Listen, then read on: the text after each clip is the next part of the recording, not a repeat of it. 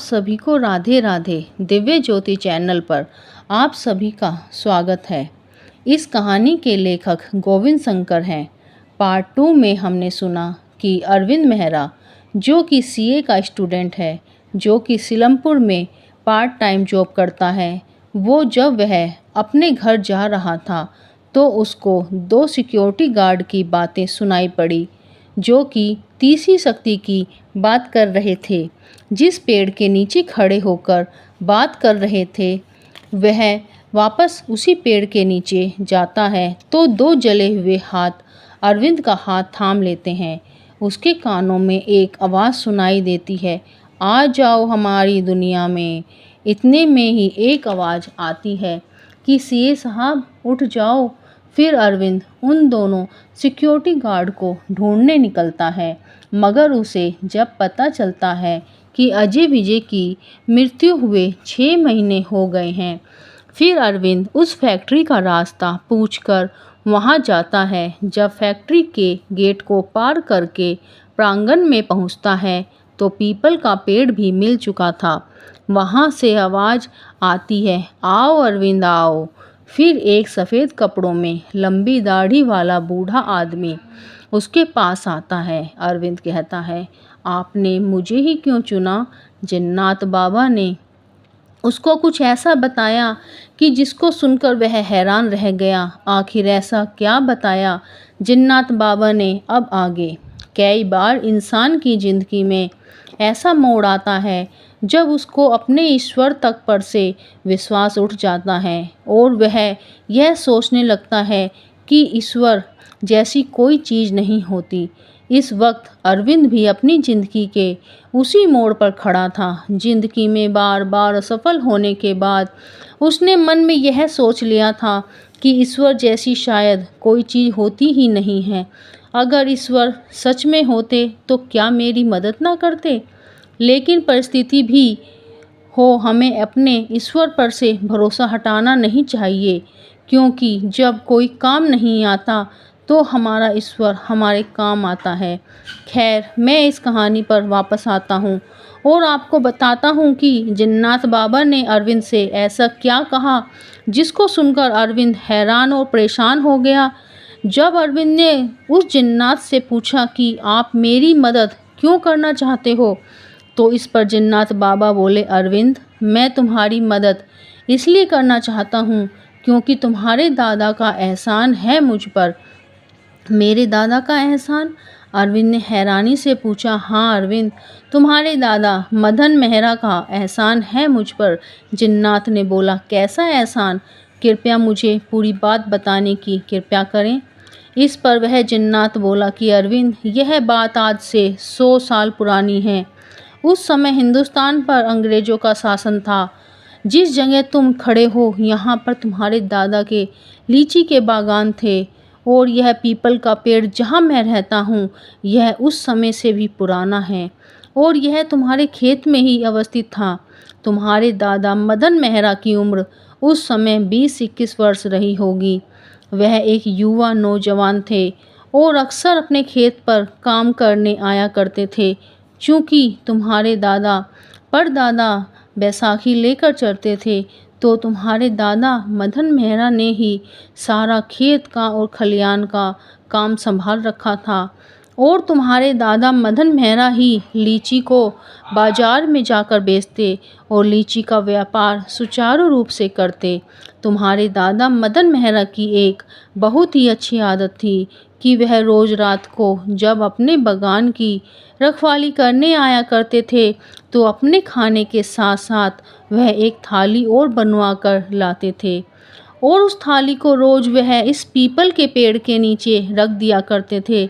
तुम्हारे दादा वह खाना रात को कुत्ते बिल्लियों के लिए रखा करते थे, लेकिन इतने घने जंगल में भला कोई कुत्ता या बिल्ली क्यों आएगी?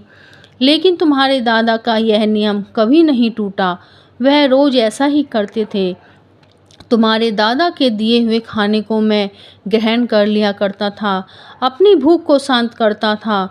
जब सुबह तुम्हारे दादा को वह थाली खाली मिलती तो उनके चेहरे पर प्रसन्नता देखने लायक होती थी और वह यह सोचकर खुश हुआ करते थे कि मेरे दिए हुए खाने से किसी जानवर का पेट भर गया। अब उन्हें क्या पता था कि उनका दिया हुआ खाना कोई जानवर नहीं, एक पीपल का 5000 साल पुराना जिन्नात खा रहा है। उनके दिए हुए खाने को खाकर मेरी भूख तो शांत होती थी, साथ ही में मैं यह सोचता था कि अब वक्त आने पर भी तुम्हारे दादा की मदद ज़रूर करूँगा, लेकिन वह वक्त इतना जल्दी आ जाएगा, यह तो मैंने सोचा ही नहीं था। ऐसा क्या हुआ जिन्नात बाबा कि आपको मेरे दादा मदन मेहरा की मदद करनी पड़ गई? कृपया मुझे बताएं। जिस पर जिन्नात बाबा बोले, तुम्हारे दादा का लीची का व्यापार देखकर कई गांव वाले उनसे जला करते थे, क्योंकि लीची के व्यापार से उनको दिन दुगनी रात चौगनी तरक्की मिलनी शुरू हो गई थी और वह एक अच्छा जीवन व्यतीत कर रहे थे। लेकिन यह बात शायद कुछ गांव वालों को पसंद नहीं आई, जो खुद भी लीची का व्यापार करते थे, लेकिन उनका व्यापार इतना चल नहीं पाता था। एक दिन मौका पाकर जब तुम्हारे दादा मदन मेहरा दूसरे शहर अपने व्यापार का विस्तार करने गए हुए थे, तब वहाँ 4 गांव वाले हाथों में मशाल लेकर तुम्हारे दादाजी की लीची की फसल खराब करने के लिए खेत में घुसे। उनका इरादा मैं भली भांति भाप गया और मैंने तुम्हारे दादा के खाने का कर्ज चुकाते हुए उनको डरा धमका के और उनकी पिटाई करके वहाँ से भगा दिया और उनसे यह भी कह दिया कि इस खेत का मैं जिन्नात हूँ, अगर फिर दोबारा किसी ने इस खेत पर अपनी बुरी निगाह डाली तो उसकी आंखें भी उसके शरीर पर नहीं रहेंगी। जब वह बात गांव वालों ने तुम्हारे दादाजी को बताई तो उनको विश्वास ही नहीं हुआ। वे सच का पता लगाने रात को मेरे पास पीपल के पेड़ के नीचे आकर कहने लगे, अगर कोई मेरे साथ मजाक कर रहा है तो यह मजाक बहुत भारी पड़ सकता है। कौन है यहाँ पर? उनकी यह बात सुनकर मैं पीपल के पेड़ से नीचे आया। उनको अपना रूप दिखाते हुए कहा, मैं पीपल के पेड़ पे 5000 साल पुराना जिन्नात हूँ। तुम मुझसे डरो मत मदन, तुमने तो मेरा पेट भरा है, मैं तुम्हें कभी कोई नुकसान नहीं पहुँचाऊँगा। इस पर तुम्हारे दादा को थोड़ी हैरानी हुई और उन्होंने कहा, मैंने कब तुम्हें खाना खिलाया? फिर जब मैंने उन्हें सारी बात विस्तार से बताई तब तुम्हारे दादाजी समझ गए। कहने लगी, मैंने खाना किसी को भी नहीं लालच की नीयत से नहीं खिलाया, मैंने तो बस पशुओं का पेट भर जाने से उस नीयत से यह खाना रखा था। उनकी यह बात सुनकर मैं उनसे और प्रसन्न हुआ। मैंने उनसे कहा कि मांगो मदन मांगो, क्या मांगते हो? आखिर क्या इच्छा है तुम्हारी? इस पर तुम्हारे दादाजी ने ना में अपना सर हिलाते हुए कहा कि मुझे मेरे ईश्वर पर भरोसा है और मुझे किसी से कुछ नहीं चाहिए। जो देना होगा मुझे मेरा ईश्वर मुझे किस्मत के हिसाब से दे देगा। और उन्होंने यह भी कहा, खाना तो मैं तुमको अभी भी खिलाता ही रहूँगा और मुझसे तुमसे कुछ नहीं चाहिए, तुम जहाँ पर हो वहाँ खुश रहो। उनके मुंह से अपने ईश्वर पर इतना भरोसा देखकर, अपने ईश्वर की बात सुनकर मैं थोड़ा चिंतित हो गया और मैंने उनसे कहा कि तुम चाहो ना चाहो एक दिन मैं तुम्हारे इस खाने का एहसान ज़रूर चुकाऊंगा। वह हाँ, मैं अपना सर हिलाते हुए वहाँ से चले गए और यह सिलसिला सालों साल तक जिंदा रहे, जब तक जिंदा रहे तब तक चालू रहा। फिर उनकी मृत्यु के बाद यहाँ पर कोई भी खाना नहीं रखता था, लेकिन जिन्नात होने के नाते मेरा उनसे जो वादा था मुझे उसको तो पूरा करना ही था ना। इसीलिए अरविंद मैंने तुम्हारा चुनाव किया, तुम्हारी मदद के लिए। यह सुनकर अरविंद थोड़ा भौचक्का हुआ, थोड़ा हैरान हुआ। उसने हिचकते हुए पूछा कि फिर आपने मेरे पिताजी की मदद आज तक क्यों नहीं की? जिस पर जिन्नात बाबा बोले कि मैं सिर्फ उन्हीं की मदद करता हूँ जो दिल से नेक होते हैं और साफ होते हैं। तुम्हारे पिताजी एक लालची और शैतानी प्रवृत्ति के इंसान थे, इसीलिए मैंने उनकी आज तक मदद नहीं की। अब अरविंद को सारी बात धीरे धीरे समझ में आने लगी, लेकिन उसने तभी जिन्नात पर एक और सवाल दाग दिया, यह अजय और विजय कौन थे और वह मेरे सपने में क्यों आए?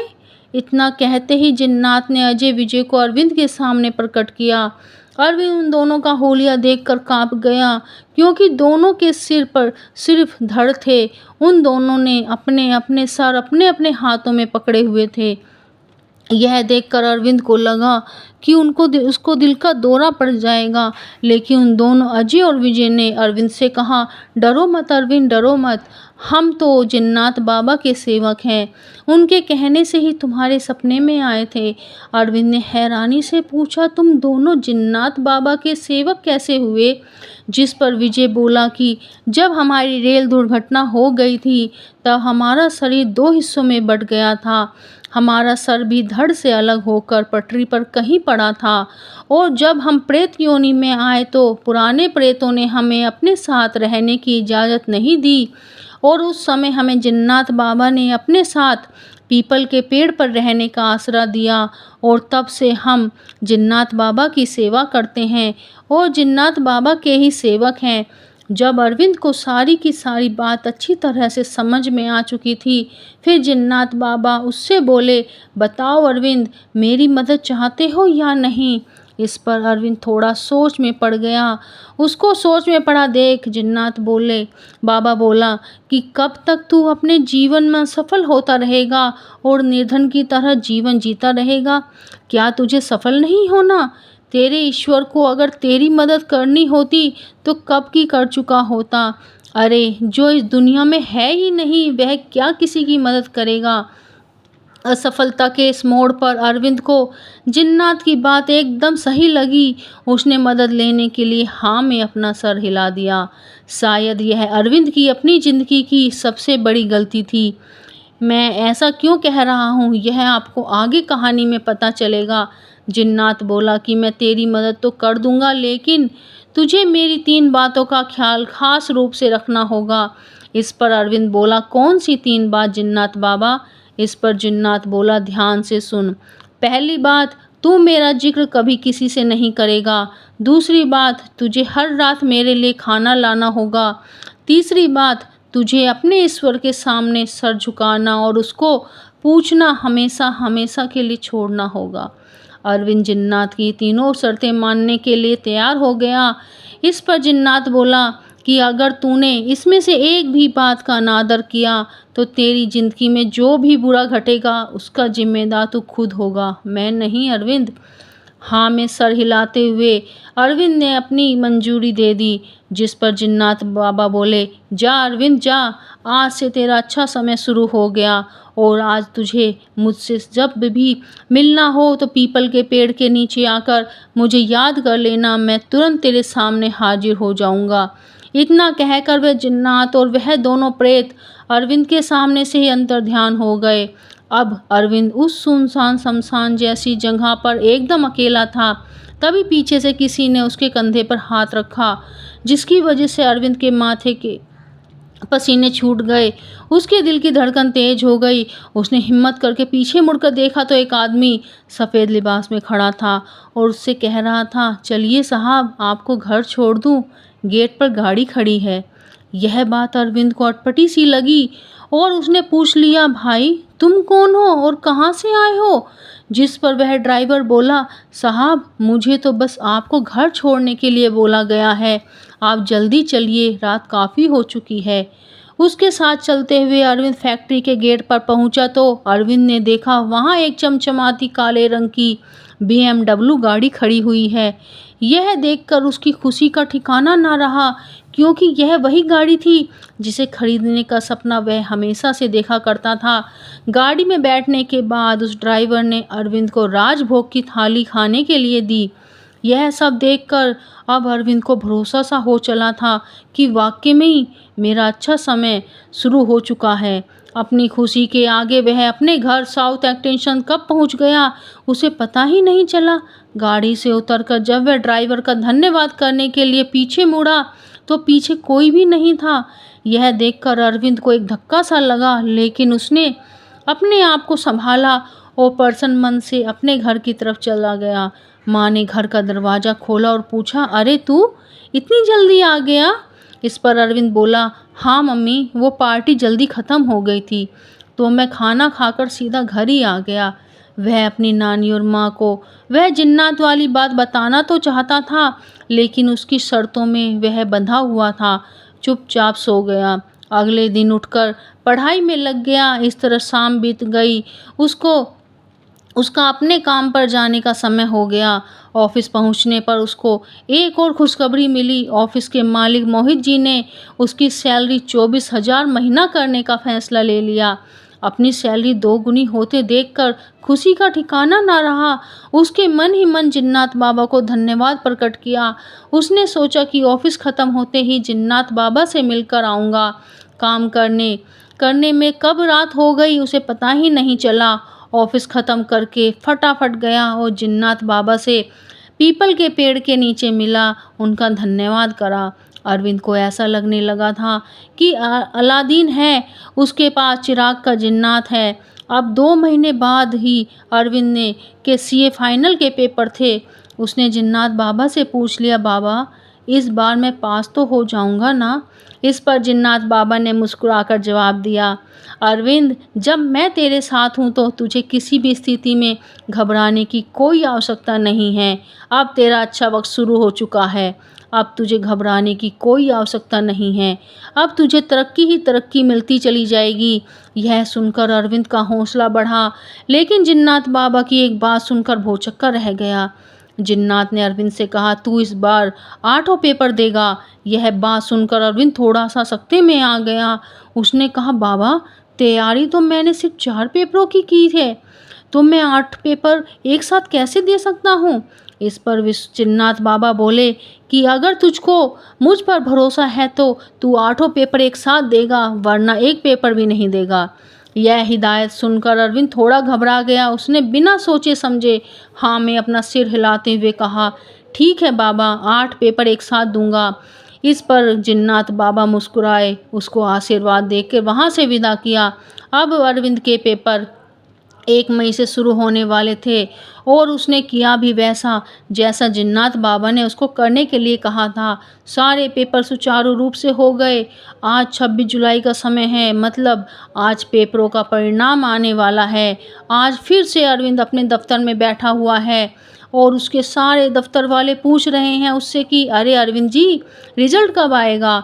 और उन सब को वह मुस्कुरा कर जवाब दे रहा है, हाँ जी, बस आने ही वाला होगा। सब कुछ वैसा ही हो रहा है जैसे पिछली बार परिणाम आने पर हुआ था, जब अरविंद असफल हो गया था। इतने में कई दोस्तों का उसके पास फ़ोन आता है जो उसको यह सूचना देते हैं, अरविंद परिणाम आ चुका है। और कई दोस्त अरविंद को उसके पास होने की खुशखबरी भी दे चुके हैं। यह सब तो वैसा ही हो रहा था जैसे पिछली बार मेरे परिणाम आने पर हुआ था और जब मैं असफल हो गया था। ऐसा अरविंद ने अपने उदास मन और नम आंखों से मन में सोचा। अब हिम्मत करके उसने अपना रिजल्ट खोलने की सोची। जैसे ही उसने अपना रोल नंबर डालकर सबमिट किया तो अरविंद की आंखें फटी की फटी रह गई। उसकी आंखों से आंसू बहने लगे। आखिर क्यों रोने लगा था अरविंद? क्यों वह हैरान हो गया था अपना परिणाम देखकर? ऐसा उसने क्या देख लिया था? यह सब पता चलेगा आपको अगले भाग में। ये कहानी आपको कैसी लगी ज़रूर बताना। फिर मिलेंगे पार्ट 4 में। लाइक सब्सक्राइब करना अगर आपको अच्छी लगे तो।